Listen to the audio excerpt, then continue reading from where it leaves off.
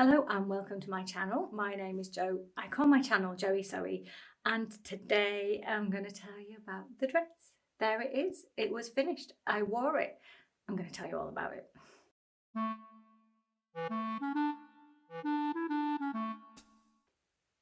So if you've been following, you will know that this dress 2 days ago was being worn at Buckingham Palace by me. I was inside it. If you haven't been following, I've already done a couple of videos about my journey getting this far, and it has been a journey. I will tell you more. But you might want to go away and watch, don't go away, but go and watch those first. Then you can watch them in order. So the links are down in the comments section below if you want to start at the start of the journey. So I have the dress, and just before we get totally into it, I have water all over the dress I'm currently wearing. The bottom of it is soaked because I went out for a walk at lunchtime. I thought, yes, fresh air, it's good, yeah. Got absolutely tipped on because it is May in England, so that's going to happen, isn't it? But in my current promise to myself that I won't let things get in the way of making videos, I did dry my hair because I've got some standards, but I thought, no, don't get into changing your outfit. This is a rabbit hole that you do not need to go down. The video will not get made. So I am here. I'm soggy. It doesn't matter. I'm making a video. So the dress, I did finish it. It was, as I said, a journey. I don't really know where to start. There are going to be pictures of me in the dress in a little bit, in the dress at Buckingham Palace. Yes, there are. And I made a hat. I did do that. But let's start with the fabric, because I left you with my fabric reveal at the end of the last video. So we'll start with the fabric, and then I'll tell you and show you all about the dress. So let's unhook it. So this is the fabric, and I love it.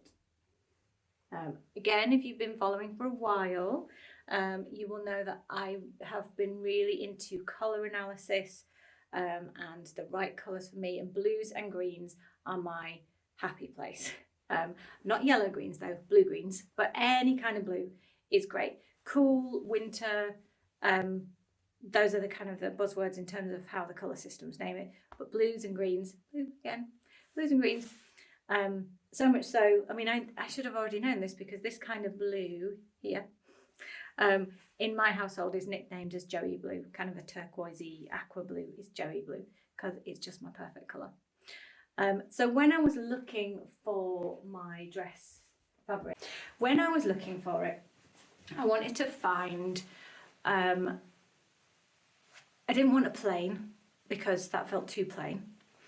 And I didn't want a floral, because although I love florals on other people, florals just don't feel like me really when I wear them. I've got one or two, maybe even only one, no, one or two, and they stay because they're kind of just the exceptions that prove the rule, that I can't normally find florals that are any good, or I just love the garment so much that the floral part is fine. But in terms of my style, personality, my style preferences, I'm just going to stroke the dress now. I prefer graphic prints. I like animal prints, but I prefer graphic prints. Illustration is okay.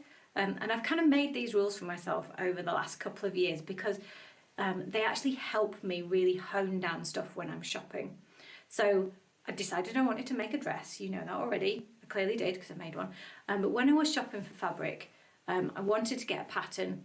I wanted it to be kind of blues or greens. I was thinking maybe purple as well, but I didn't find anything in purple.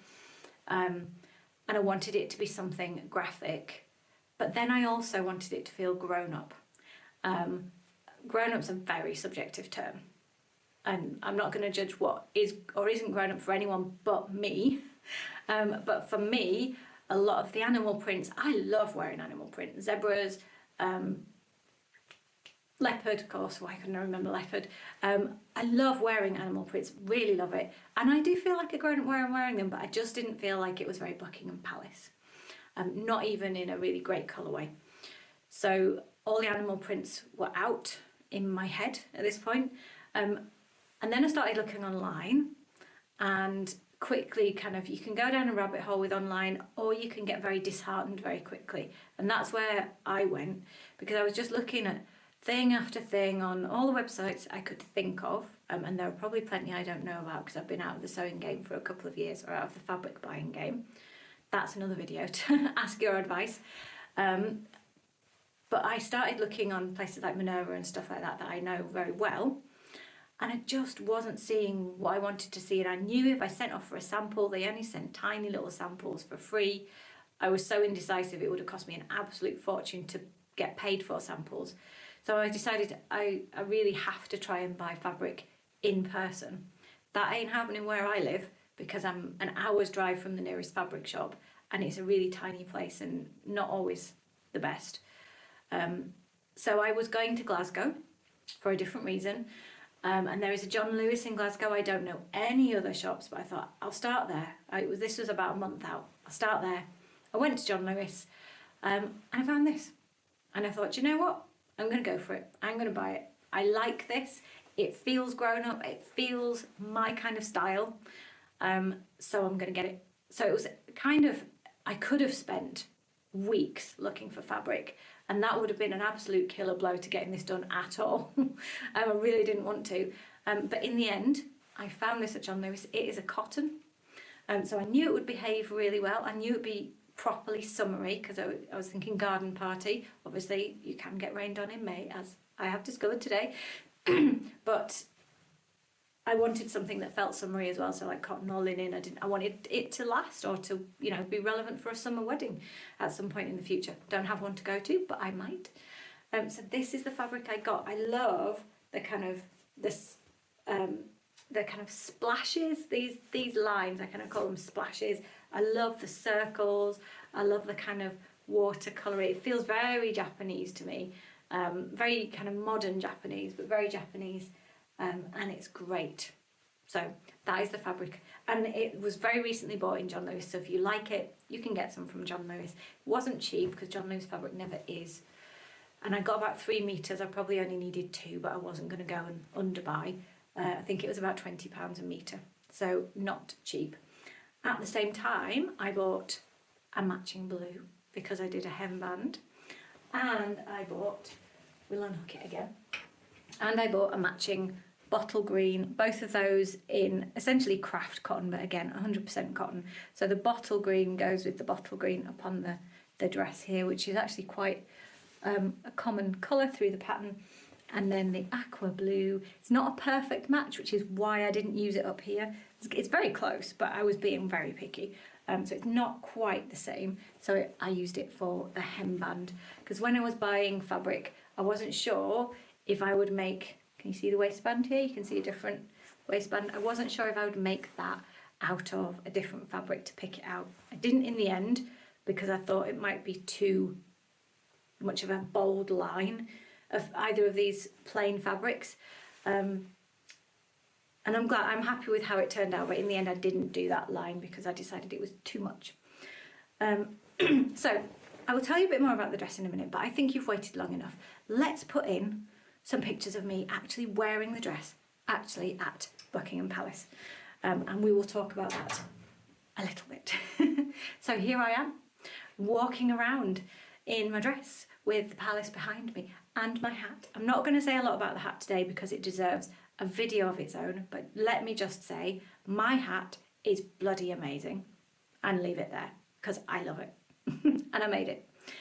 But that's another video. That is going to be the next video.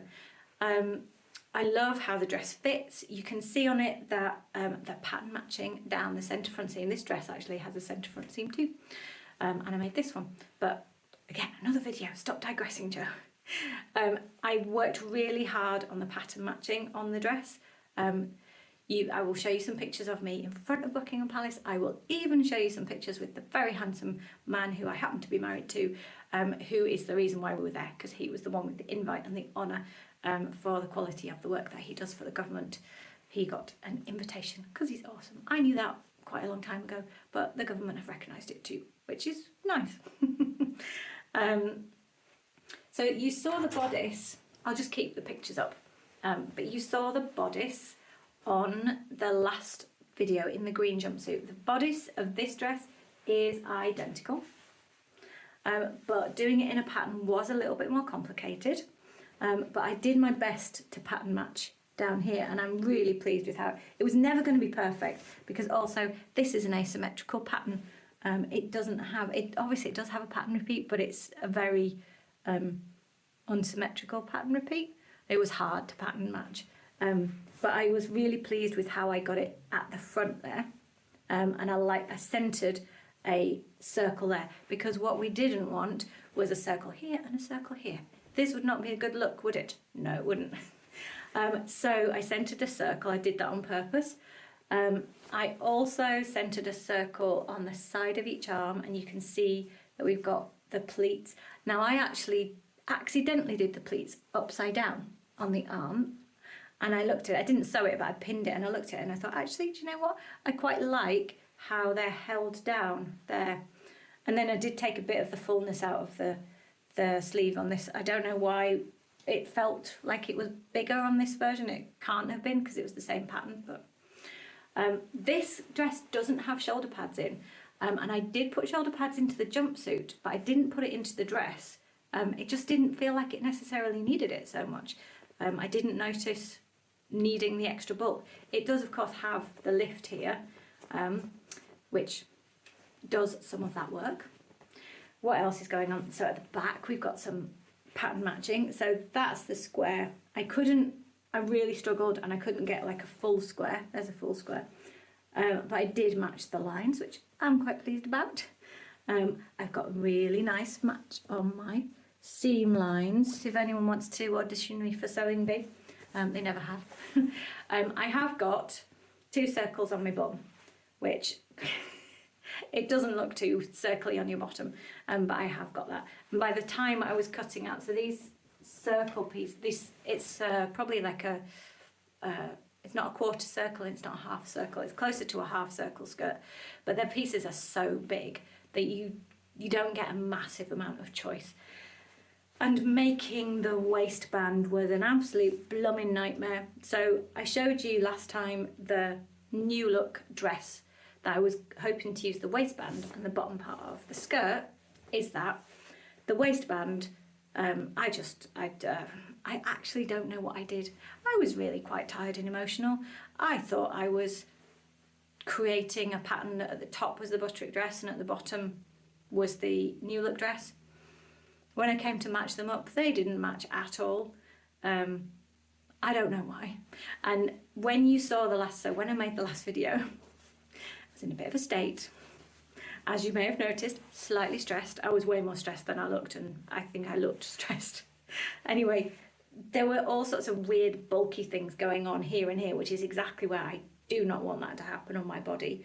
And I think it was to do with the fact that the waistband on the new look dress goes down like this, and the skirt is shaped to go up, and they just, whatever I'd done, I'm still not quite sure, just messed it up basically, and really could have done with recutting it, but didn't want to because didn't have the time. Was not working. Let's just call it not working. So in the end, what I did was I had the dress on my body.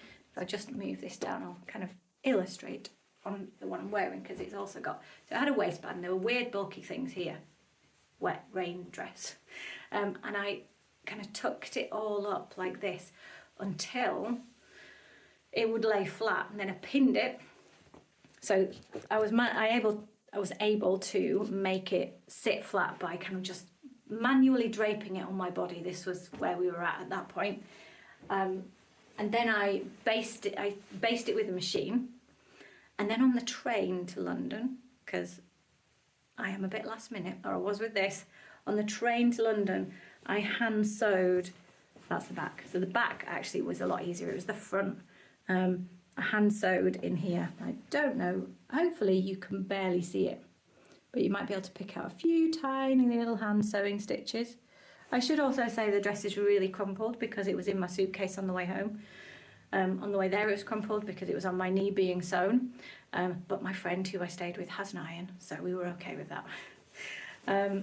Yeah, so I saved it, but I only saved it through the superpower of hand sewing which is often how I save things when things get really bad, is I kind of manually drape it and then hand sew it. And I don't know how I managed to do that easier than on a machine. It's definitely more time consuming, but sometimes it's literally the only way I can make my brain understand how to fix it. So that is what was going on that was driving me bananas. It was like I couldn't make it sit flat. It looked like I had this big bulky mess at my waist. And then I fixed it and I calmed down and I breathed a bit. And then the last job I had to do was all of this hemband, which I drafted, basically took the skirt pattern and cut a band. I think that's about 6 centimetres plus 2 1.5s for seam allowance. Cut a band and it goes all the way around. And that again, that's hand sewn. And that was also done on the train and in the car and on my friend's sofa, because we went on Monday, Palace on Tuesday. And there's an invisible zip that goes down. This one doesn't show through like on the green version because it's a white zip on a white dress. And I had to sew it a couple of times because it was gaping a little bit. My machine decided to do a complete bird's nest on the underneath. The first time I did it was thanks machine, because that was what I needed. Anyway, it was a trial. It nearly broke me, and I think if another friend hadn't been staying here for the coronation weekend, and she's the calmest, most positive, totally believes in me long after I've lost any belief in me. If she hadn't have been there, and my husband was doing an amazing job of doing the same thing as well, and sometimes just keeping out of my way because I was being horrible. If I hadn't had incredible humans around, well, I wouldn't have been going to the palace anyway, but I wouldn't have had a finished dress. But I do have a finished dress, and I do love it. It is gorgeous. And I was very proud to be wearing a dress that I had made at Buckingham Palace. The last thing I will say about the dress, and there are probably things I haven't said that you would like to know, please ask them in the comments down below and I will tell you in the next video. But the whole thing is underlined. So it's not officially lined, because lining means that it's sort of separate and loose from the garment, whereas this whole thing is underlined. So you can see it's this white lining fabric on the inside, obviously it's the pattern on the outside, and then the two fabrics essentially are sewn together as if they're one layer. I did that because the white of the fabric was slightly see-through and didn't look as white when it had skin underneath it, even though I've got very pale skin. Didn't look as properly white, and I didn't like that, so I bought the lining at the same time in John Lewis, and I put white underneath it so that A, it was opaque, and B, the white was really properly white, because I liked the pattern for being the white with the dark contrast colours on it. It was nice and bold. So yeah, that is also the other thing, and obviously that step meant that I had other fabrics to deal with and handle. I said that was the last thing I'll tell you, but I might as well carry on. I French seamed the what are they called? They're called sleeves, yes. I French seamed the sleeves in round the armhole, and I French says can't speak anymore. I think the end of the video is close before I lose the ability to speak. But I did French seam the side seams. It's not possible to French seam the centre front because of the pleating. So that's just finished with my overlocker. It's got a faced waistband inside, which was hand sewn in place because of the waistband trauma. And the inside of the zip is serged, and then obviously it's got the lining fabric. So that's everything I can think of, but if there is anything you would like to know about the dress, then let me know. Also, let me know in the comments what you would like to know about the day, because in the next video, where I shall be prancing around in a massive hat, we'll definitely have to be further back from the camera because it's huge. And I'll try and make sure I'm organised enough to actually wear the dress and the hat together. You'll have seen it in the pictures, but I'll try and do that in person too. So I'll show you my hat and I'll tell you all about making it. But if there's anything you want to know about the day, about the dress, about anything, just ask me in the comments down below and I will do my best to include it in the next video or the one after that. So thank you very much for watching. If you haven't subscribed and you've got this far, then I hope you liked the video enough to subscribe. That would be really lovely. And I will see you again very soon, chatting about my hat. Bye for now.